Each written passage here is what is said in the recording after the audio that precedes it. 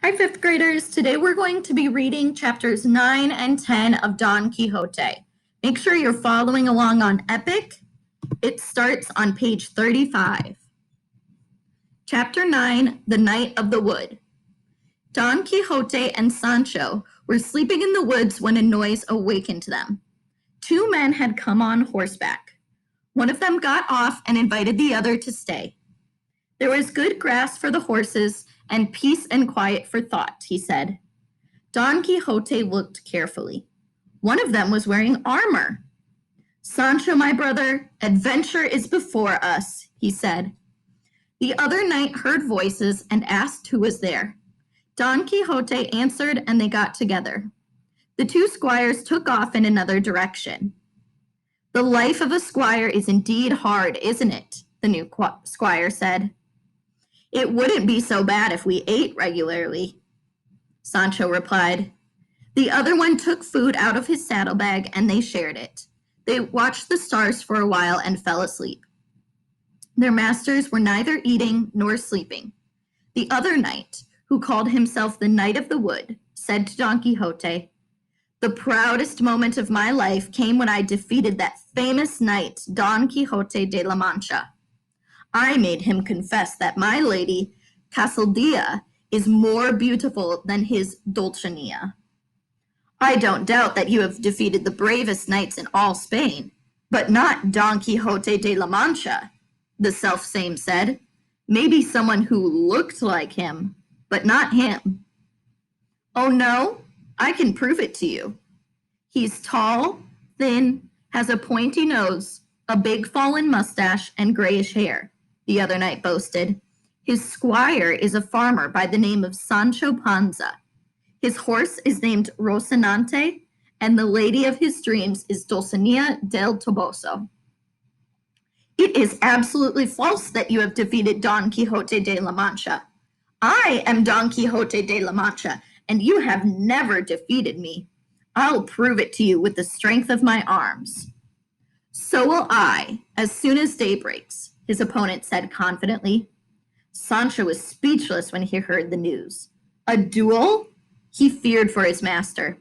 The other squire suggested that they too fight while their masters fought. That was custom in his homeland, he said. Sancho replied that he was not going to fight.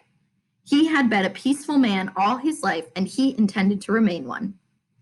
In broad daylight, Sancho saw an enormous nose on the other squire. This time it really must be some type of magic, he thought. Don Quixote, on the other hand, could not see his opponent's face, but he did see his armor. It was completely covered with tiny mirrors. He noticed, too, that the knight was a small man carrying an enormous lance. The winner of our fight will decide the fate of the loser, the Knight of the Wood said. Agreed, Don Quixote answered. Sancho climbed a tree to see the battle better, or, as Don Quixote accused him later, to have a better view without any danger. They fought. Don Quixote easily defeated the other knight. The fallen man looked dead. His squire, without the horrible nose, came running. So did Sancho, who wanted his master to kill the challenging knight. But then Don Quixote and Sancho saw the very figure of Samson Carrasco, the university graduate. And without the false nose, they discovered Tome Cecil, Sancho's neighbor. The Knight of the Wood came too. Don Quixote put the sword to his chest. He made his opponent confess that Dulcinea was far superior and more beautiful than his Casildea. Then the two men looked so familiar, puzzled him a bit, but he concluded that they were not the men they seemed to be. Oh, they're just lookalikes sent by the enchanters. My enemies enjoy confusing me, he said. Of course, there was no enchantment involved. Samson had planned the scheme, thinking that he could easily defeat his friend and make him go back home. Unfortunately for Samson, he had been very wrong. Chapter 10, The Adventure of the Lions. Victory had a sweet taste. That taste was still with Don Quixote when they met a gentleman wearing a green overcoat. They decided to travel together since they were going the same direction. The knight and the gentleman began a lively conversation. They talked about the man's family, what everyone did, and how his son, who was a student, had decided to become a poet. It didn't take long for the man in the green coat to think that his new friend was crazy. Sancho wasn't interested in their talk, however. He saw some shepherds milking their sheep at the side of the road and took a small detour to talk to them. The shepherds had cottage cheese for sale, and Sancho bought some.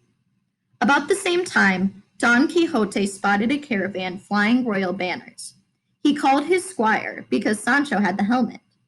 Sancho didn't have time to eat the cottage cheese. Since he didn't know what to do with it, he stuffed it in his master's helmet. Don Quixote put the helmet on. The whey from the cottage cheese started to drip. Somewhat frightened, he asked Sancho for a cloth to clean himself with.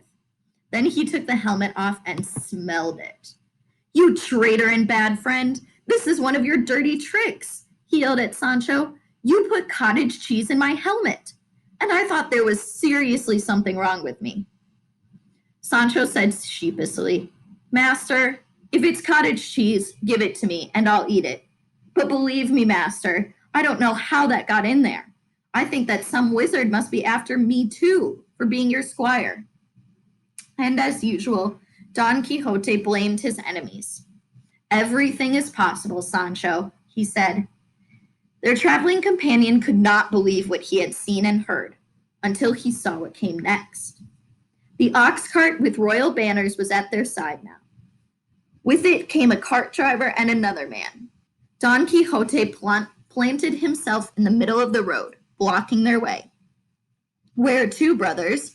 Where are you carrying in that ox cart? What do those banners mean?" he asked the man.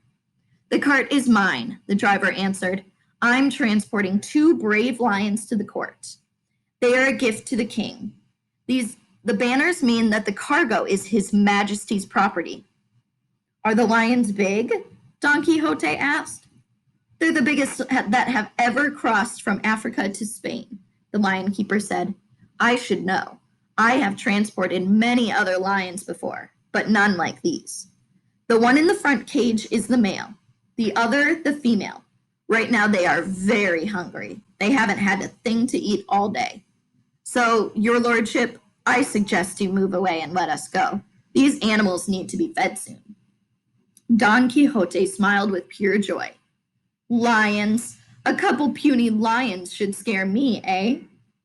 "Good man, since you are, the lion keeper. Open the cages and let those beasts out.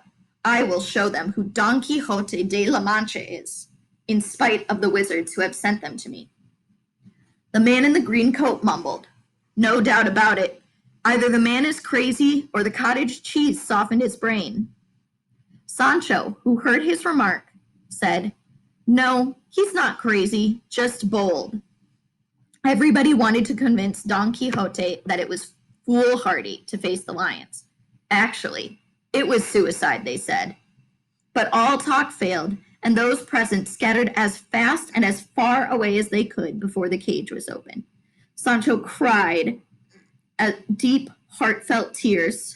"Oh, my master, my friend, is going to become a lion's dinner," he said between sobs.